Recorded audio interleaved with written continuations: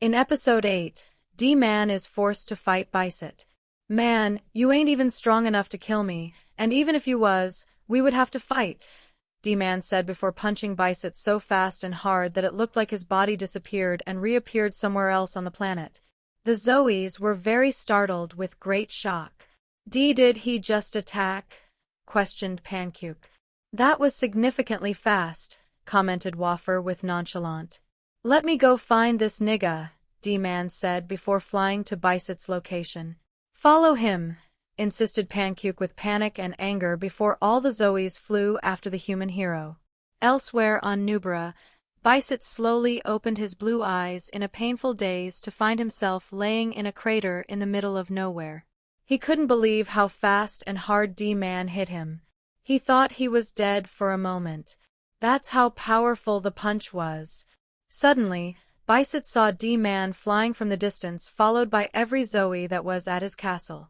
"There his ass go," D-Man said as he flew above the Zoe atheist, and came to a halt to float and look down at him.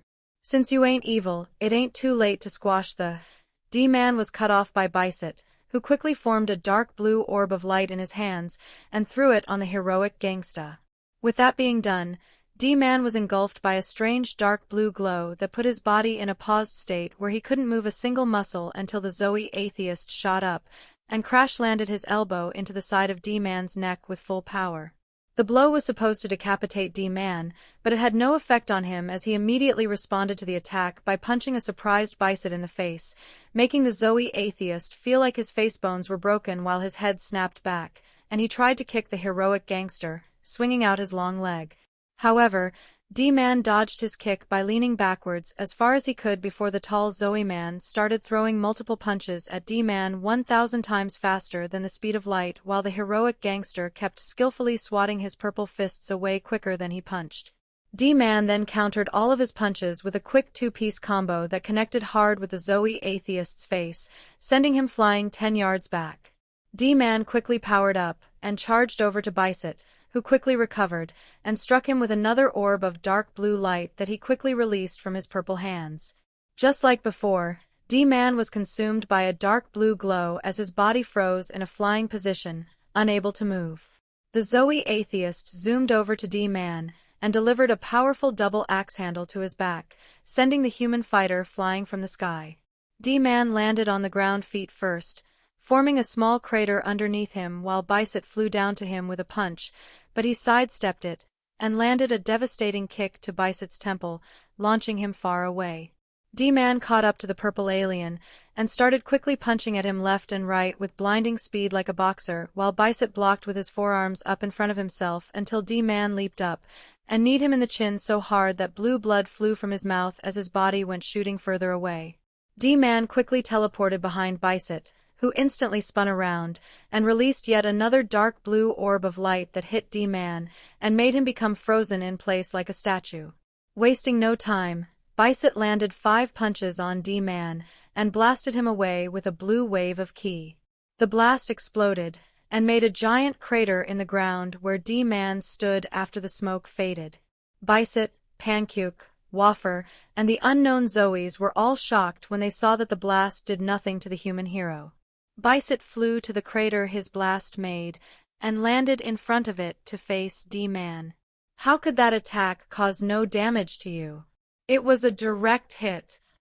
The Zoe atheist had never met anyone that couldn't be harmed by a full-on energy wave. Ki attacks were as hot as fire and packed more force than a powerful punch or kick. "When you so strong like me, that shit don't even hurt," explained D-Man with a smirk. "You are indeed extraordinarily strong, and that's something I cannot deny, but I refuse to believe that you are powerful enough to withstand lethal blasts," argued Bicet. "Keep on sleeping on me, yo is gon' end up like one of y'all females who stole my phone," warned D-Man. "You slept on too though, because I know how you keep stopping me from moving," he then added. "What you are referring to is my special ability, super paralysis," explained Bicet. "With this special ability, I can paralyze anybody no matter how strong they are, and the paralysis is permanent unless I touch my opponent." At first, D-Man was surprised that Bicet had a special ability, but then he remembered his fight with Lord Muffrin and what she told him upon using her special ability.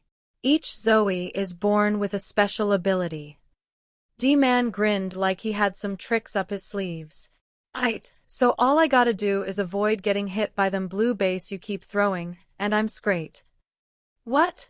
Responded a concerned Bicep before D-Man, with impossible speed, zapped forward, and punched him deep in the stomach.